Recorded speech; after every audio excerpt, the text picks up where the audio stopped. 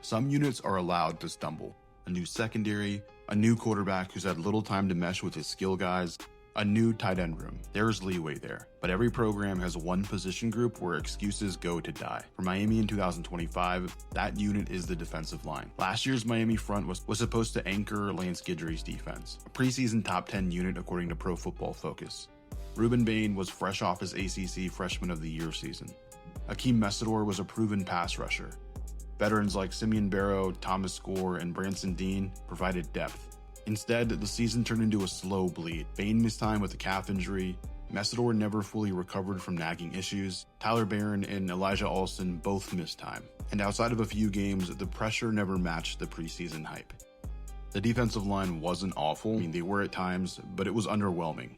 And underwhelming is unforgivable when you're built to be the strength of the team.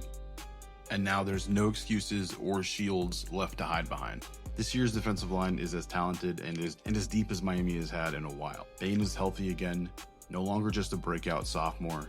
He's the face of the defense. And flanking him is an influx of special talent from across the US.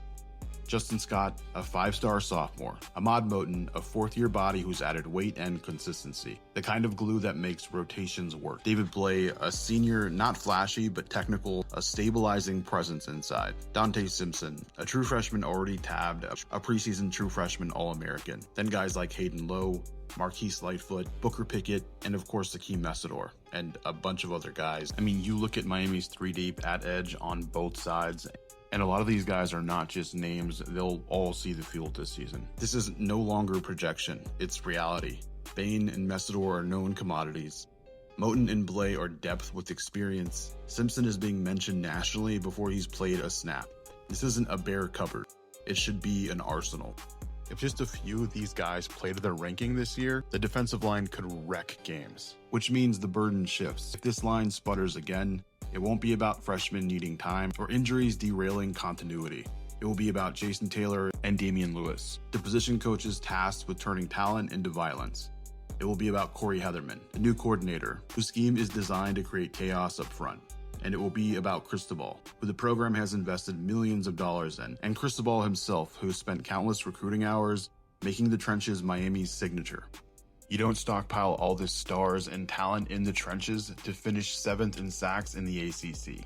You don't land one of the best freshman defenders in the country and explain away his quiet season as learning curves. The defensive line is too loaded to fail quietly. If it does, it's not on the kids, it's on the adults drawing up the drills. This defensive line cannot fail. If it does, then the ghosts of the past 2 decades aren't going anywhere. The consequences ripple outward. Miami's offense is primed to score.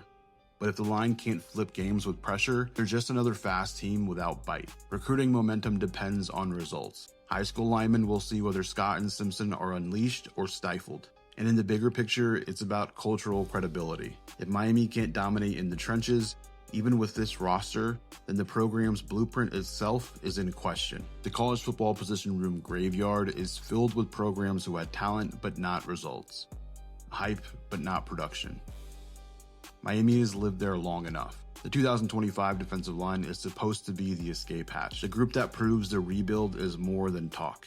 If they hit, Miami can bully their way into playoff conversation. If they miss, the indictment is clear. It won't be about youth, or bad luck, or needing another year. It will be about failure at the position group where failure is not an option.